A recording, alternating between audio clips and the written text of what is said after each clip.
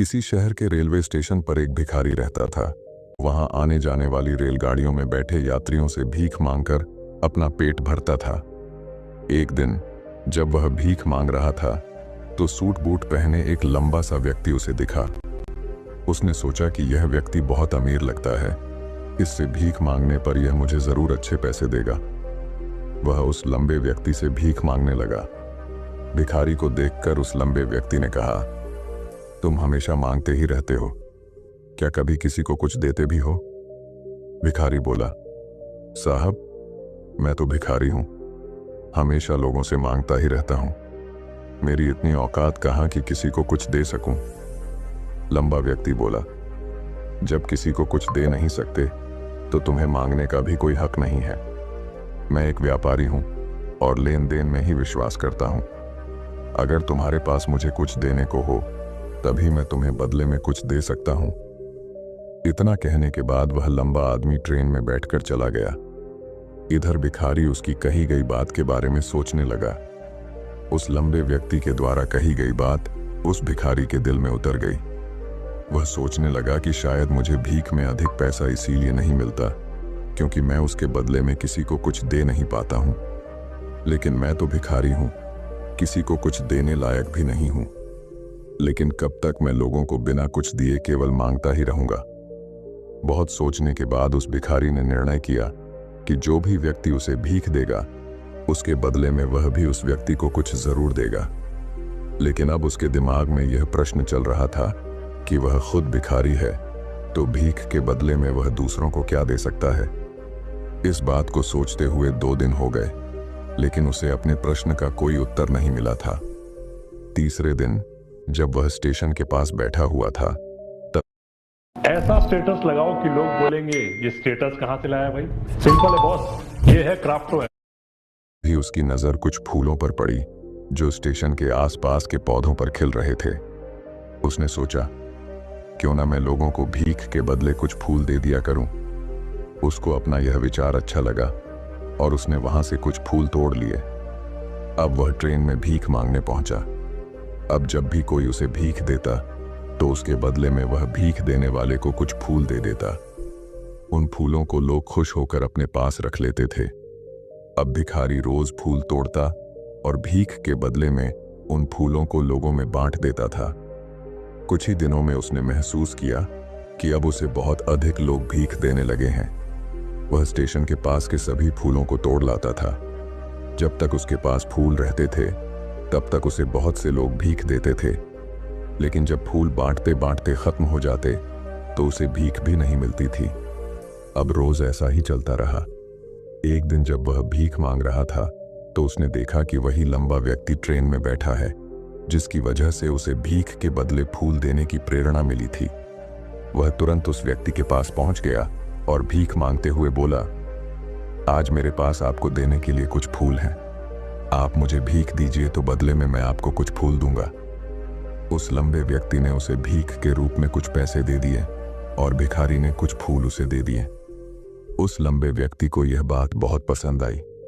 वह बोला, वाह क्या बात है, आज तुम भी मेरी तरह एक व्यापारी बन गए हो। इतना कहकर फूल लेकर वह लंबा व्यक्ति अपने स्टेशन पर उतर गया। लेकिन उस लंबे व्यक्ति द्वारा कही गई बात एक बार फिर से उस भिखारी के दिल में उतर गई।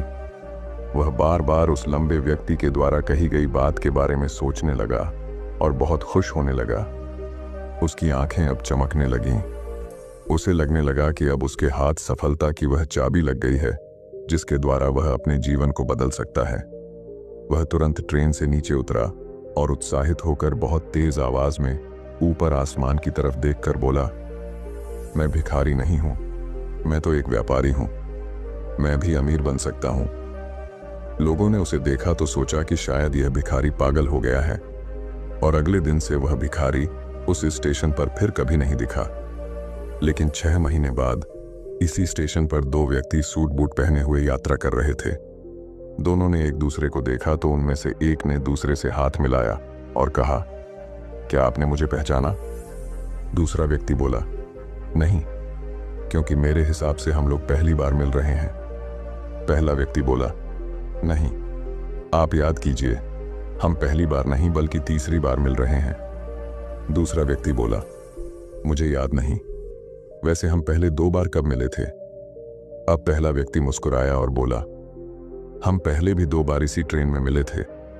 मैं वही भिखारी हूं जिसको आपने पहली मुलाकात में बताया कि मुझे जीवन में क्या करना चाहिए, और दूसरी मुलाकात में बताया कि मैं वास्तव में कौन हूं। दूसरा व्यक्ति मुस्कुराया और अचंभित होते हुए बोला, ओह, याद आया। तुम वही भिखारी हो जिसे मैंने एक बार भीख देने से मना कर दिया था और दूसरी बार मैंने तुमसे कुछ फूल खरीदे थे। लेकिन आज तुम ये सूट बूट में कहाँ जा रहे हो और आजकल क्या कर रहे हो? तब पहला व्यक्ति बोला, हाँ, मैं वही भिखारी हूं, लेकिन आज मैं फूलों का एक बहुत बड़ा व्यापारी हूं और इसी व्यापार के काम से ही दूसरे शहर जा रहा हूं। कुछ देर रुकने के बाद वह फिर बोला, आपने मुझे पहली मुलाकात में प्रकृति का वह नियम बताया था जिसके अनुसार हमें तभी कुछ मिलता है जब हम कुछ देते हैं। लेन देन का यह नियम वास्तव में काम करता है। मैंने यह बहुत अच्छी तरह महसूस किया है, लेकिन मैं खुद को हमेशा भिखारी ही समझता रहा। इससे ऊपर उठकर मैंने कभी सोचा ही नहीं। और जब आपसे मेरी दूसरी मुलाकात हुई तब आपने मुझे बताया कि मैं एक व्यापारी बन चुका हूं। अब मैं समझ चुका था कि मैं वास्तव में एक भिखारी नहीं बल्कि व्यापारी बन चुका हूं। मैंने समझ लिया था कि लोग मुझे इतनी भीख क्यों दे रहे हैं, क्योंकि वह मुझे भीख नहीं दे रहे थे बल्कि उन फूलों का मूल्य चुका रहे थे। सभी लोग मेरे फूल खरीद रहे थे क्योंकि इससे सस्ते फूल उन्हें कहाँ मिलते। मैं लोगों की नज़रों में एक छोटा व्यापारी था, लेकिन मैं अपनी नज़रों में एक भिखारी ही था। आपके बताने पर मुझे समझ आ गया कि मैं एक छोटा व्यापारी हूँ। मैंने ट्रेन में फूल बांटने से जो पैसे इकट्ठे किए थे उनसे बहुत से फूल खरीदे और फूलों का व्यापारी बन गया। यहाँ के लोगों को फूल बहुत पसंद है और उनकी इसी पसंद ने मुझे आज फूलों का एक बहुत बड़ा व्यापारी बना दिया। दोनों व्यापारी अब खुश थे और स्टेशन आने पर साथ उतरे और अपने अपने व्यापार की बात करते हुए आगे बढ़ गए। दोस्तों, इस कहानी से हमें बहुत कुछ सीखने को मिलता है। कहानी में लंबा व्यापारी गिव एंड टेक के नियम को बहुत अच्छी तरह जानता था। दुनिया के सभी बड़े व्यापारी इसी जीवन के नियम का उपयोग करके सफल हुए हैं। इस फॉर्मूले को उसने भिखारी को भी बताया। भिखारी ने इस प्राकृतिक नियम को अपना लिया और इसका असर उसके जीवन में साफ दिखाई देने लगा। उसने अपनी सोच बदली और उसकी जिंदगी बदल गई। यह कहानी हमें बताती है कि हम यदि अपनी सोच बदल लें तो कुछ भी हासिल किया जा सकता है। यदि हम खुद को छोटा समझते रहेंगे तो हम हमेशा छोटे ही बने रहेंगे। बड़ा बनने के लिए हमें अपनी सोच को बदलना होगा और खुद के बारे में बड़ा सोचना होगा। कहानी